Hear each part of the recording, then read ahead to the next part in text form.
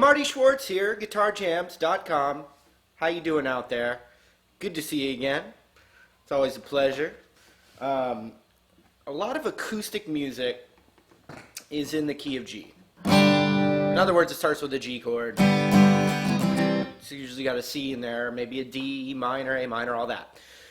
So I'm just going to show you this G major pentatonic open position because it really comes in handy. It comes in handy with chord embellishments, and it also comes in handy improvising melodies and solos and stuff like that. So basically, let's work on the position of the scale. I'm going to extend it up a little bit, and then I'm going to just show you a couple of cool licks, ideas, that fit in there, and then maybe I'll play some chords for you to try out at the end. So we have the ring finger on the 3rd fret of the low E. That's the root.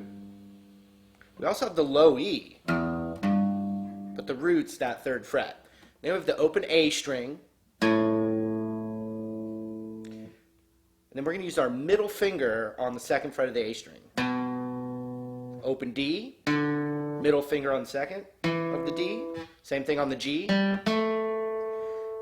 same thing, well, open B, and then 3rd fret with ring finger. And then open high E, and then 3rd fret on the high E.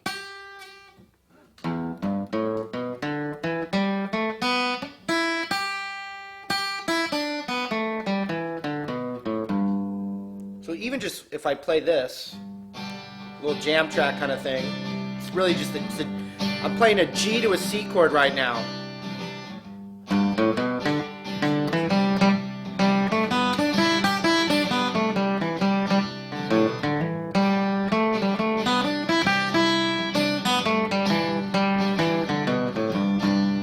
So any of those notes work over that progression, but it's not, you can build little phrases by, a good way to start is by resolving, you run up and down the scale and you resolve them to the G notes in the scale, which is 3rd fret on the low E, open G, and 3rd fret on the high E.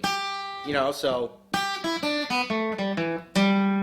see that, resolve it to the G, and it sounds like a lick. Or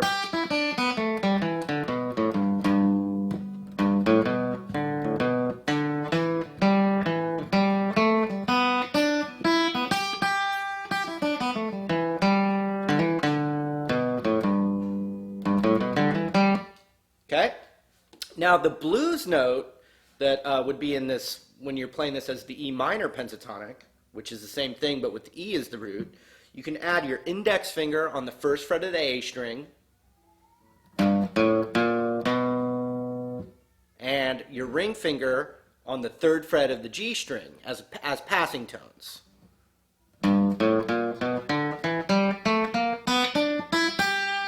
And that's primarily what's used in bluegrass music, as well as more of a country kind of vibe. That blues note in there, it's kind of got a country feel.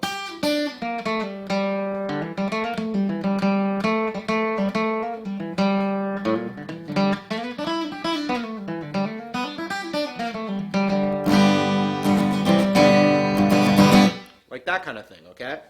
So one other thing, let's extend it out. When your middle finger is on the G string on the 2nd fret, you can slide that up a whole step. So you got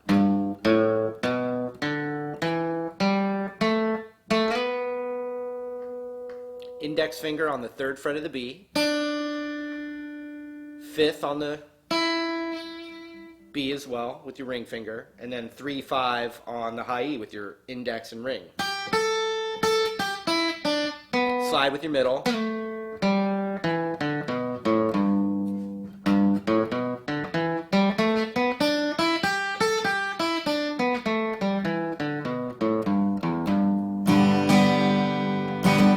Now, you can add any of those licks as little embellishments within the chords or in between the chords in that key, like.